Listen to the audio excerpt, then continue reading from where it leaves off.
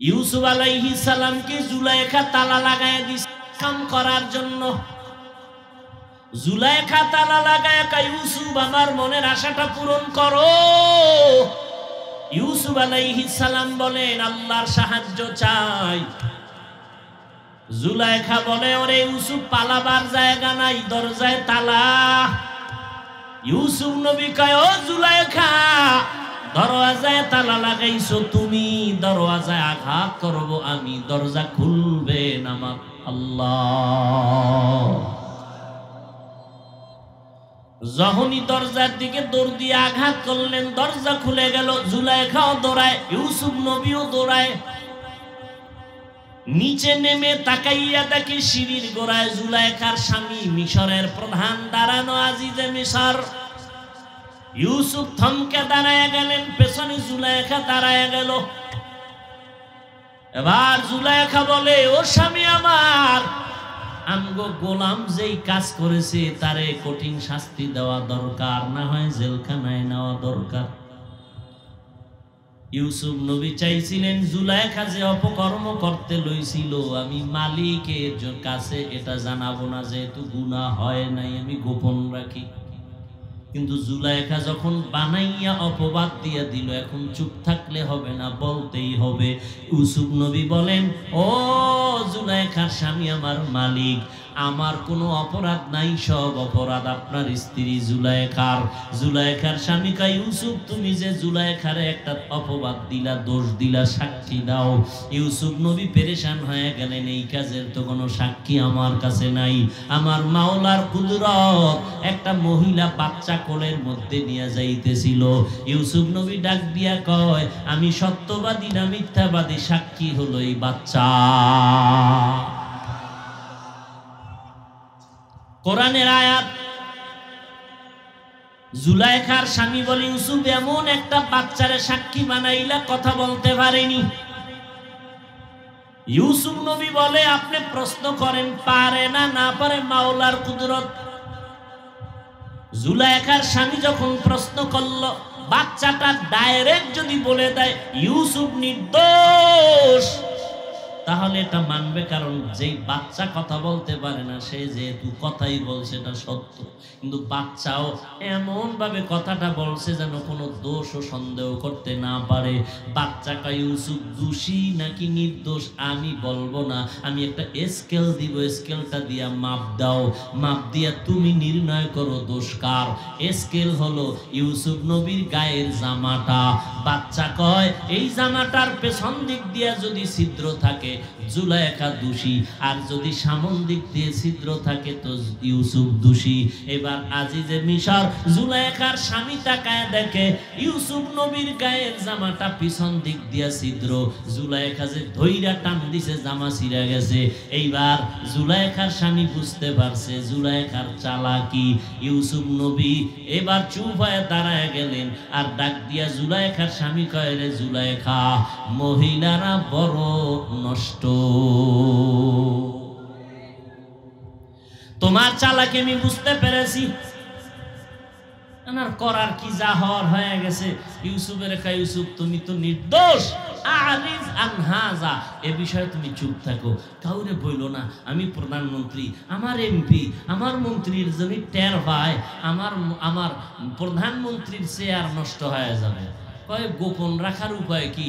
সব স্কাইপিতে যাই নিয়েছি।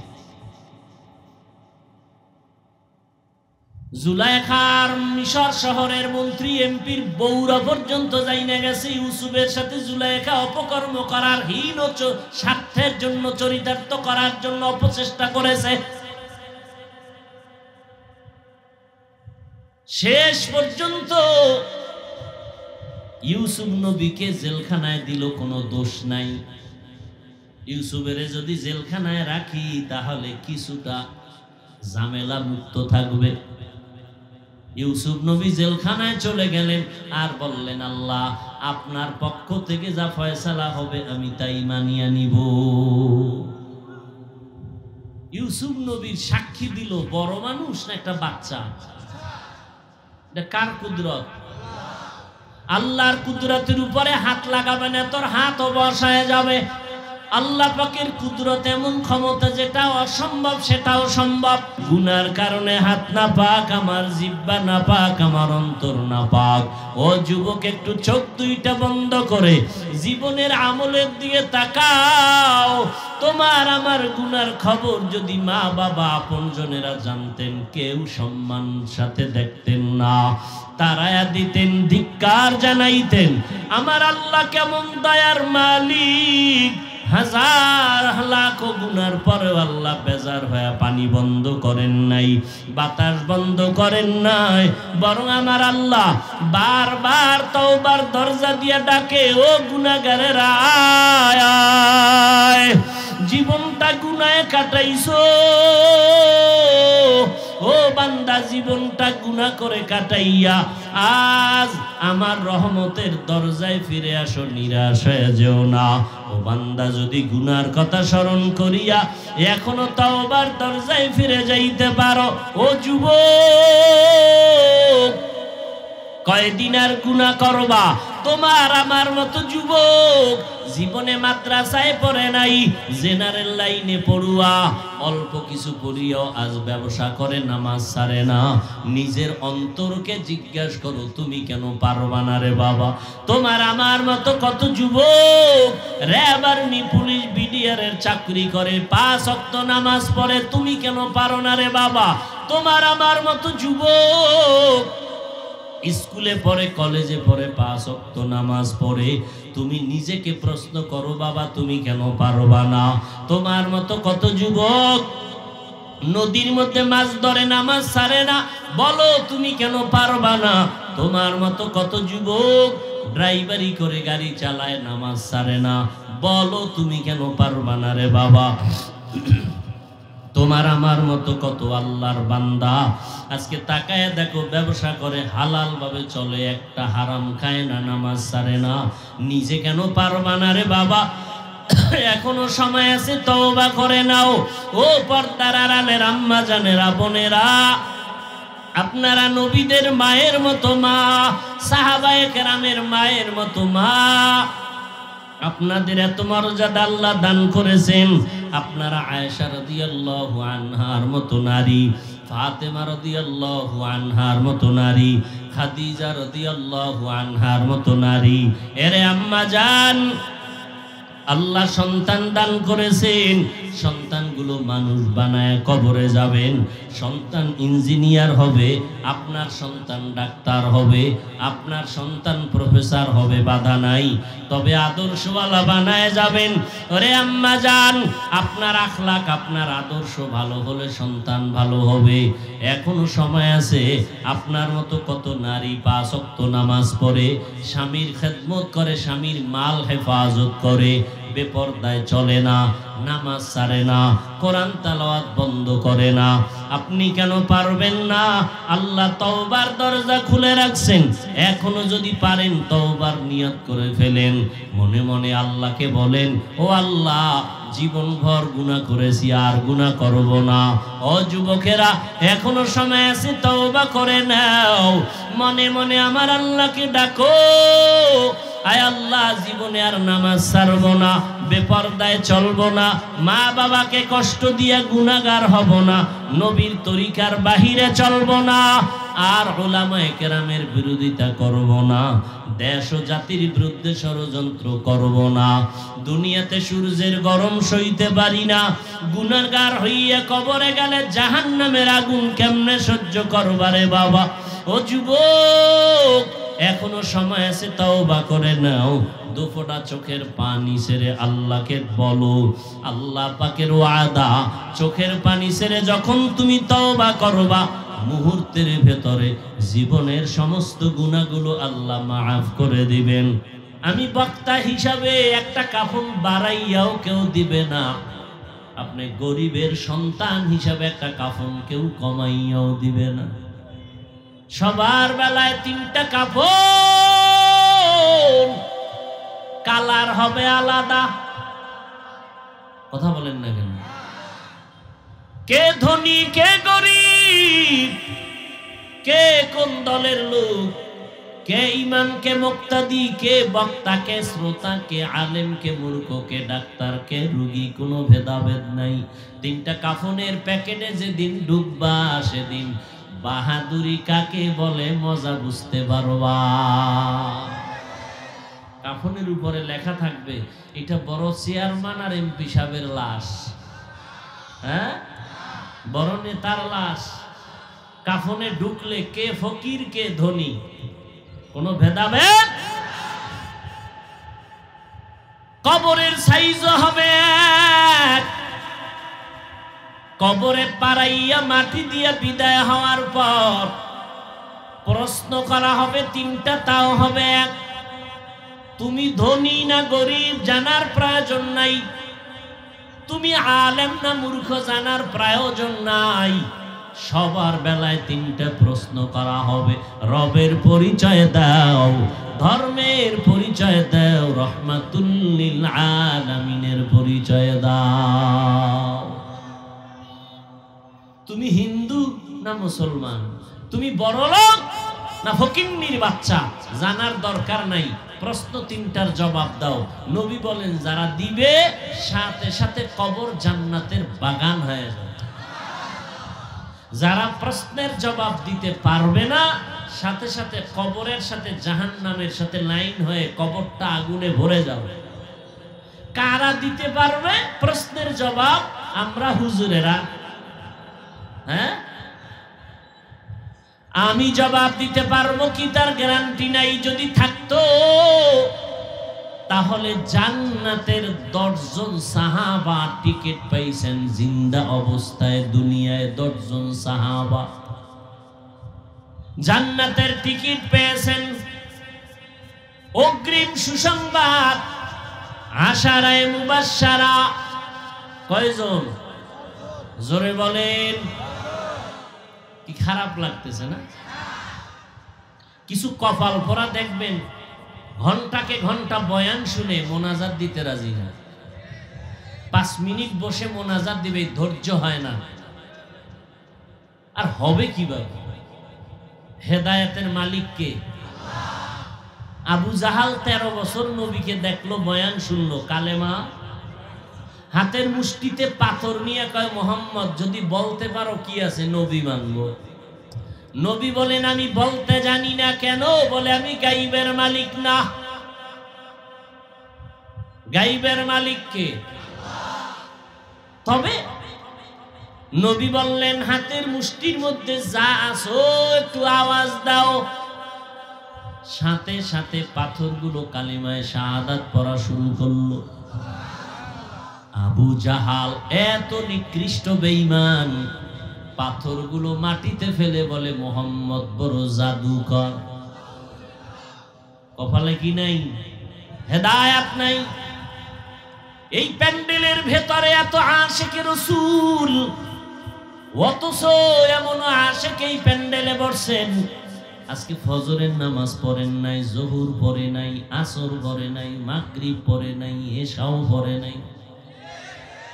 আছে না নাই? তুমি মোনাজাত দিলেও কি না দিলেও কি, তবে দিলে কপাল খুলতে পারে। কারণ একজনের আমিন কবুল হলে সবার গুনাহ মাফ।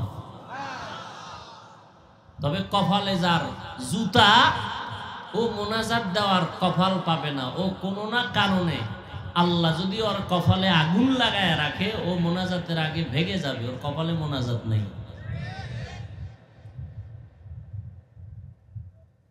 হায় হায়, সারাটা রাত মোবাইল চালাইয়া জীবনটারে নষ্ট করেছ রে যুবক। এমন একটা রাত নাই মোবাইল চালাইয়া কবিরা গুনাহ সারা কাটাইছো। মোবাইলের গুনার কারণে চোখ দুইটা বন্ধ করে দে। তোর চোখ না পাক, তোর জিহ্বা না পাক, তোর অন্তর না পাক, তোর হাত না পাক। শুধু কি তাই? একটু স্বাস্থ্য পরীক্ষা কর মেশিনের মধ্যে গিয়া। ডাক্তার বলবে তোর হার্টের পার্সেন্ট দুর্বল হয়ে গেছে, কিডনির পার্সেন্ট দুর্বল, চোখের পাওয়ার দুর্বল। দোয়া ইউনুস পর না জানি কখন আজরাইল এসে হাজির হয়ে যায়। কারণ এখন যত মরণের লাশের খবর দেখি অধিকাংশ যুবকের লাশ। জিন্দগি মে বন্দগি তু করনা হে,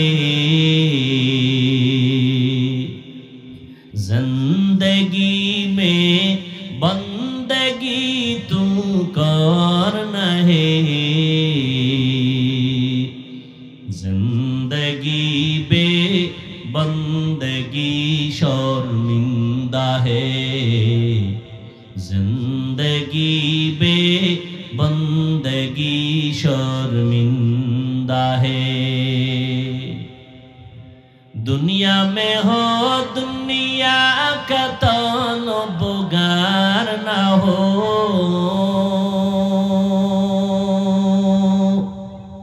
बाजार से गुजर हो खरीदार ना हो। ये दुनिया एक मिसले कागज फूल है, ये दुनिया एक मिसले कागज फूल है, जिंदगी में बंदगी तू करना है, जिंदगी बे बंदगी शर्मिंदा है, जिंदगी बे बंदगी शर्मिंदा है। আমি হুজুরে যদি কবরের প্রশ্নের জবাব দিতে পারবো গ্যারান্টি থাকে, তো জান্নাতের 10 জন সাহাবা জান্নাতের টিকিট পাইয়া মরণ পর্যন্ত কাঁদলেন কেন? জাহান্নামের ভয়ে। এক নাম্বার সিরিয়ালে আবু বকর, দ্বিতীয় সিরিয়ালে জান্নাতি সাহাবী হযরত ওমর, তৃতীয় সিরিয়ালে জান্নাতি সাহাবী হযরত ওসমান, চতুর্থ সিরিয়ালে জান্নাতি সাহাবী হযরত আলী। 4 খলিফার জীবনী পড়ো, কিনার মতো টাকা না থাকলে মোবাইলে ডাউনলোড করো, 4 খলিফার জীবনী লেখা সার্চ দাও, চলে আসবে।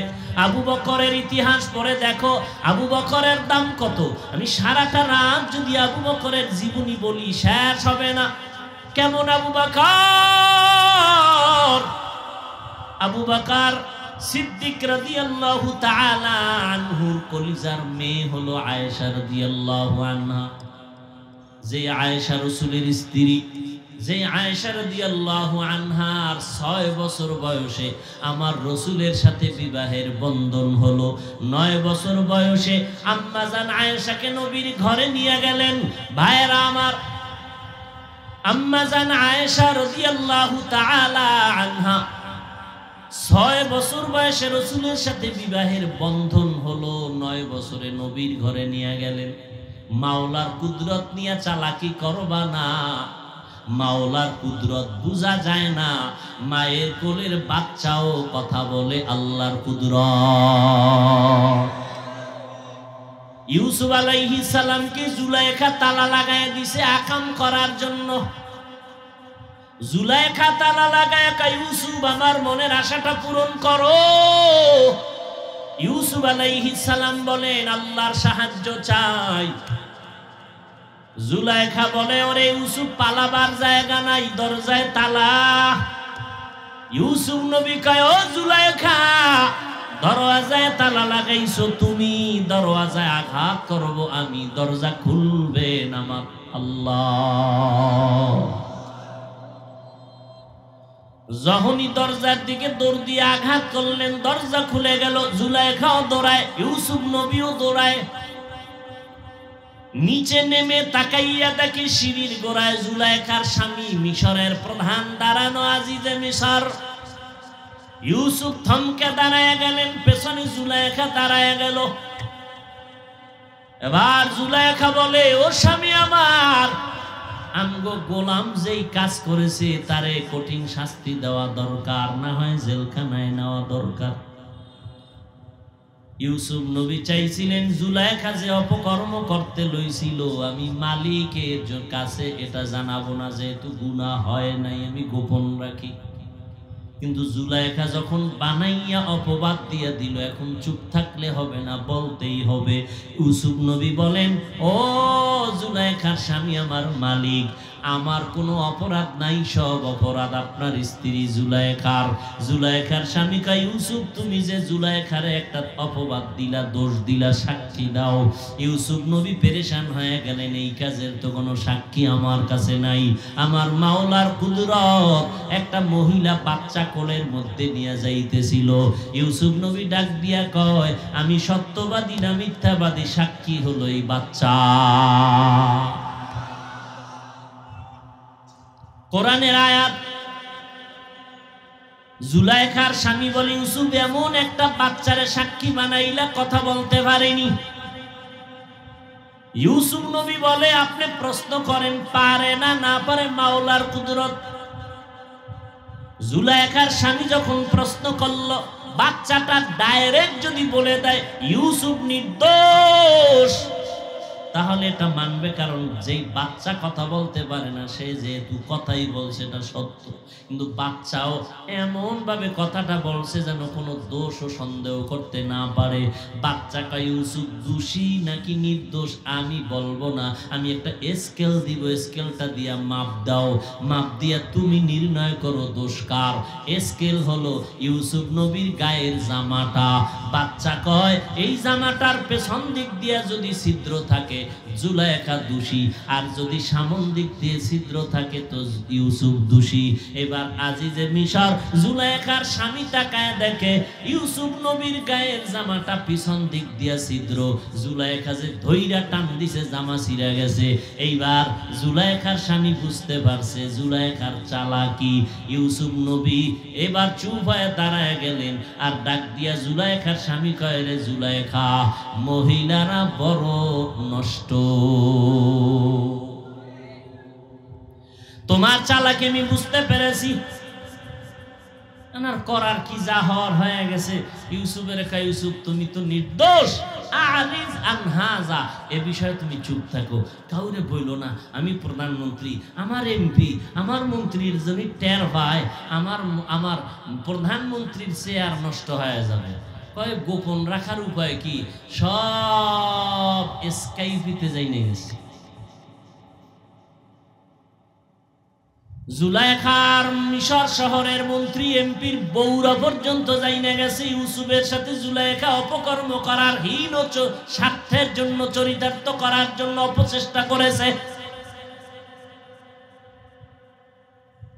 শেষ পর্যন্ত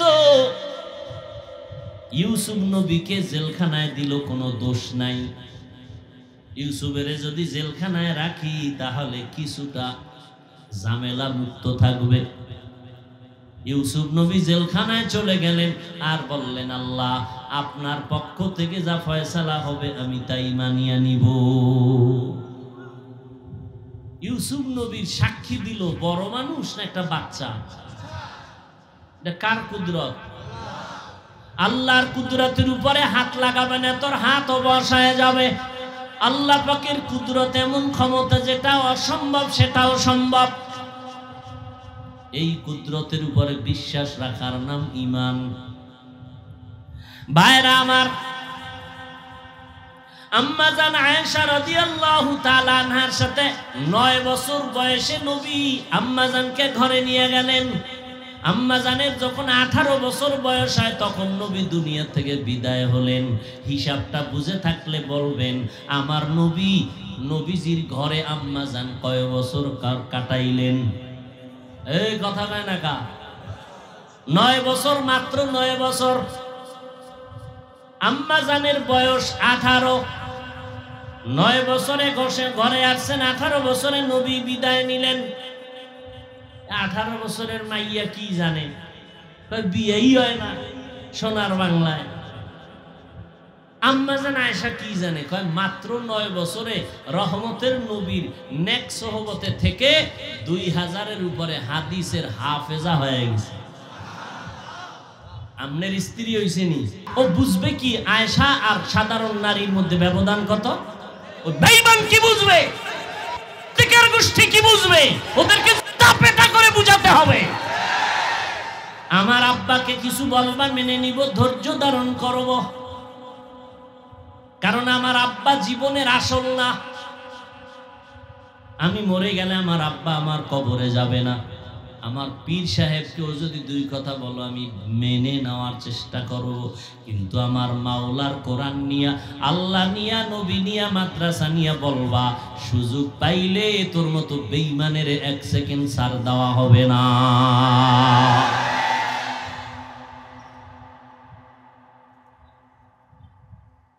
ভাইরা আমার, আম্মা জান আয়েশা রাদিয়াল্লাহু আনহা একদিন জিজ্ঞাসা করলেন, ও পয়গম্বর, আপনার সাহাবায়ে কেরামদের এত মর্যাদা, এর মধ্যে সর্বোৎকৃষ্ট কার সিরিয়াল? আম্মা জান মনে মনে ভাবছেন, আমার আব্বার নামটা বুঝি নবী কইব কে?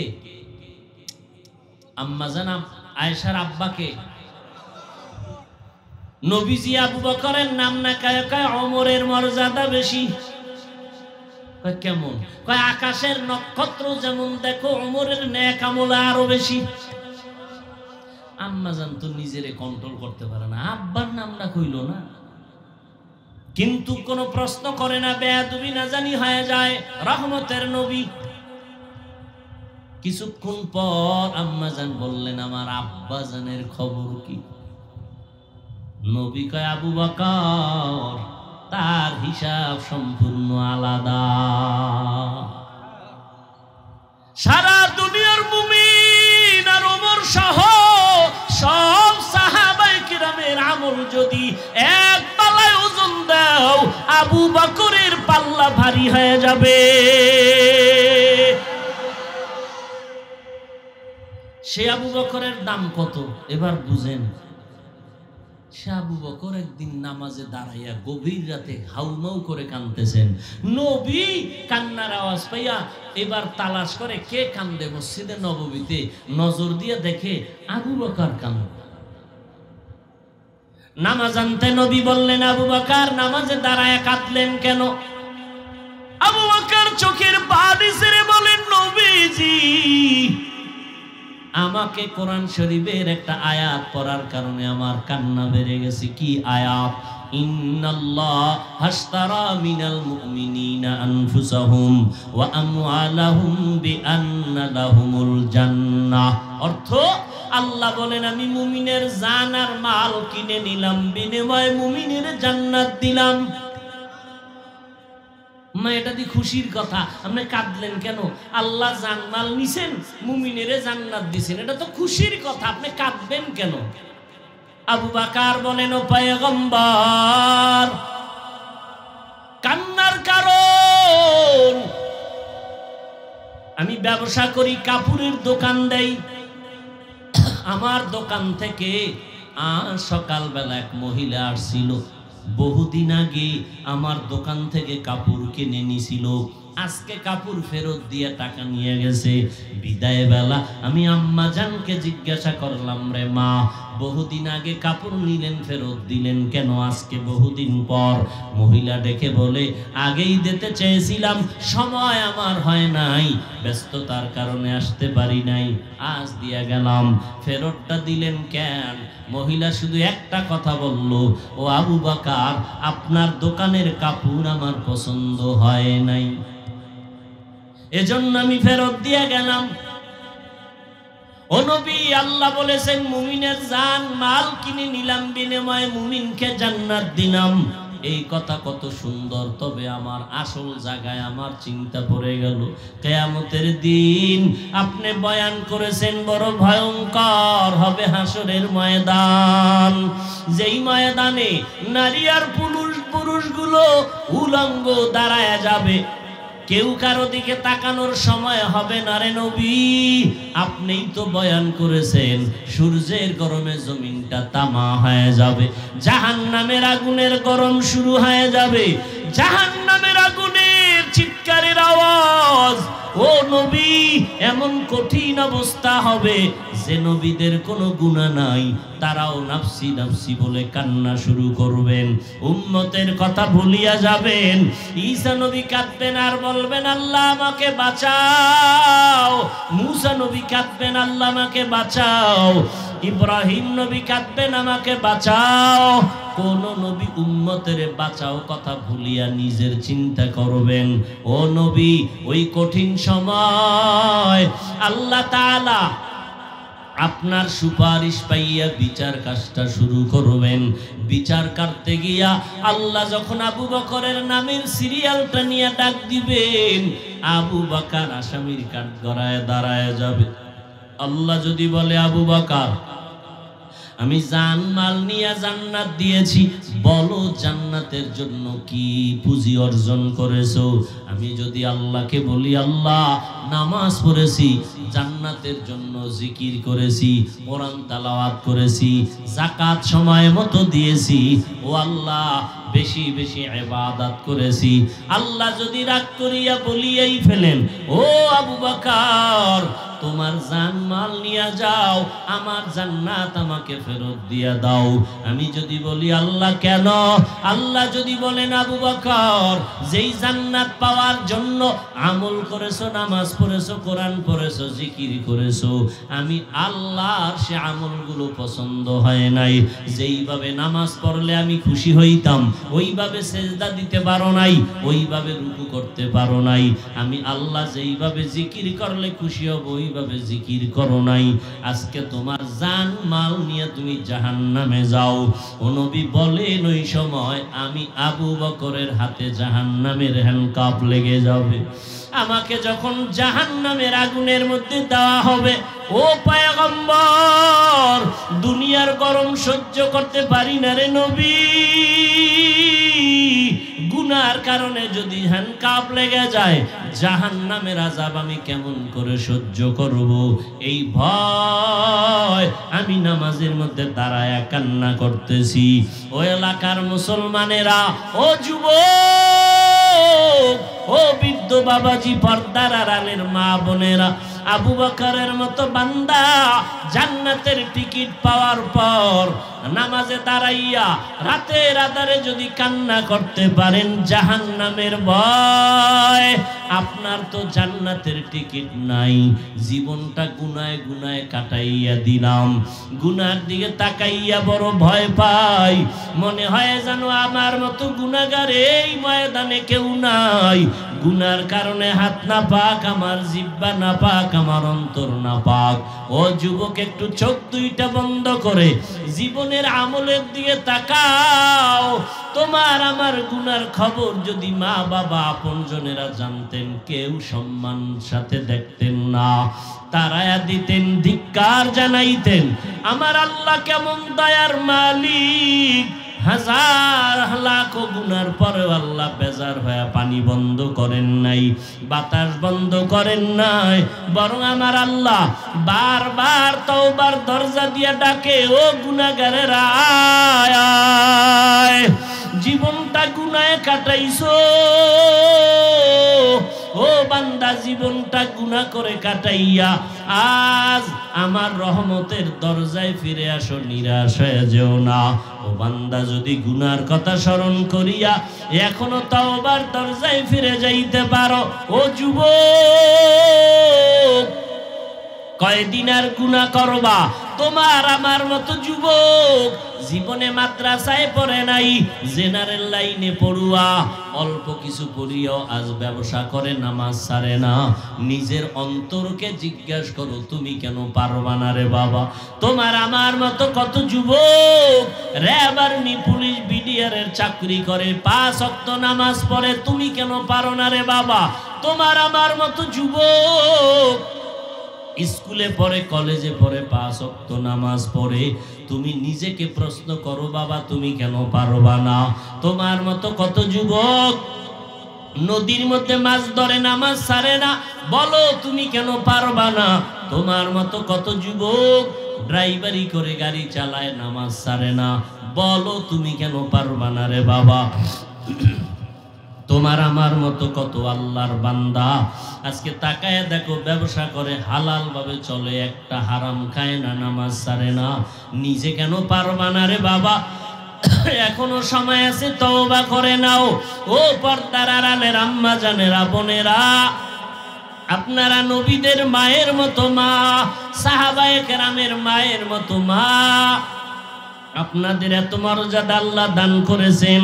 আপনারা আয়েশা রাদিয়াল্লাহু আনহার মতো নারী, ফাতেমা রাদিয়াল্লাহু আনহার মতো নারী, খাদিজা রাদিয়াল্লাহু আনহার মতো নারী।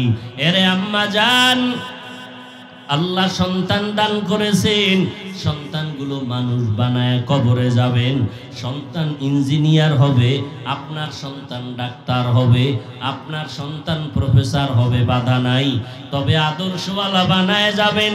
ওরে আম্মা জান, আপনার আখলাক, আপনার আদর্শ ভালো হলে সন্তান ভালো হবে। এখনো সময় আছে। আপনার মতো কত নারী 5 ওয়াক্ত নামাজ পড়ে, স্বামীর খেদমত করে, স্বামীর মাল হেফাজত করে, বেপরদায় চলে না, নামাজ ছাড়ে না, কোরআন তেলাওয়াত বন্ধ করে না। আপনি কেন পারবেন না? আল্লাহ তওবার দরজা খুলে রাখছেন। এখনো যদি পারেন তওবার নিয়ত করে ফেলেন, মনে মনে আল্লাহকে বলেন, ও আল্লাহ, জীবনভর গুনাহ করেছি, আর গুনাহ করব না। ও যুবকেরা, এখনো সময় আছে, তওবা করে নাও। মনে মনে আমার আল্লাহকে ডাকো, আয় আল্লাহ, জীবনে আর নামাজ ছাড়ব না, বেপরদায় চলব না, মা বাবাকে কষ্ট দিয়া গুনাহগার হব না, নবীর তরিকার বাহিরে চলব না, আর উলামায়ে কেরামের বিরোধিতা করব না, দেশ ও জাতির বিরুদ্ধে ষড়যন্ত্র করব না। দুনিয়াতে সূর্যের গরম সইতে পারি না, গুনাহগার হইয়া কবরে গেলে জাহান্নামের আগুন কেমনে সহ্য করবারে বাবা? ও যুবক, এখনো সময় আছে, তওবা করে নাও। দুফোঁটা চোখের পানি ছেড়ে আল্লাহকে বলো, আল্লাহ পাকের ওয়াদা, চোখের পানি ছেড়ে যখন তুমি তওবা করবা, মুহূর্তের ভেতরে জীবনের সমস্ত গুনাহগুলো আল্লাহ মাফ করে দিবেন। তবে এটাও সত্য কথা, শুরুতে বলেছিলাম 13টা বছর আবু জাহাল আমার নবীকে দেখলো, বয়ান শুনলো, কপাল খারাপ, কালেমা পড়লো না।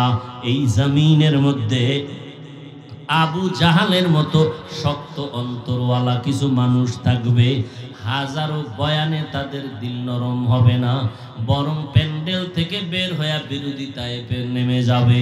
আবার একদল মানুষ এই জমিনে থাকবে, ওমরের মতো অন্তর, গুনাহ অন্তর নিয়ে প্যান্ডেলে ঢুকবে, দিলটা নরম করে তওবা করবে, চোখের পানি ছেড়ে আমার আল্লাহর কাছে ক্ষমা চাইবে। ও আল্লাহ, আর নামাজ ছাড়ব না, বেপরদায় চলব না, মা বাবাকে কষ্ট দিব না, নবীর তরিকার বাহিরে চলব না। ও আল্লাহ, আজকে থেকে সুন্নত অনুযায়ী জীবনকে চালাবো।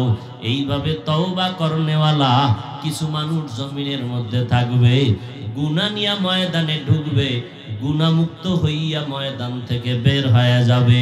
ও আল্লাহর বান্দারা, ও বৃদ্ধ বাবাজিরা, এখনো তওবার সময় আছে, তওবা করে নেন। এই চোখের সামনে কত লাশ কবরের মধ্যে রাখলাম, কোন দিন কার মরণ হবে জানা নাই। আল্লাহর কাছে খাঁটি অন্তরে তওবা করার যদি নিয়ত হয়, গলায় ছুরি আসবে, মরে যাব, হায়াতের মালিক আল্লাহ, মৌতের মালিক আল্লাহ, ইজ্জতের মালিক আল্লাহ। আর কোনদিন নামাজ ছাড়ব না, গুনাহ করব না, বেপরদায় চলব না, উলামায়ে কেরামের পরামর্শ নিয়া, মা বাবার দোয়া নিয়ে চলব। এরকম তওবা করার যদি কারো অন্তর তৈরি হয়, মুনাফিকি অন্তরে যদি না থাকে, খাঁটি তওবার নিয়তে দুটো হাত আমার আল্লাহকে দেখায়া দেন। আয় আল্লাহ, হাতগুলো কবুল করে নেন, তওবা কবুল করে নেন, তওবার উপরে মজবুত হইয়া চলার মতো তৌফিক দান করেন, আমিন।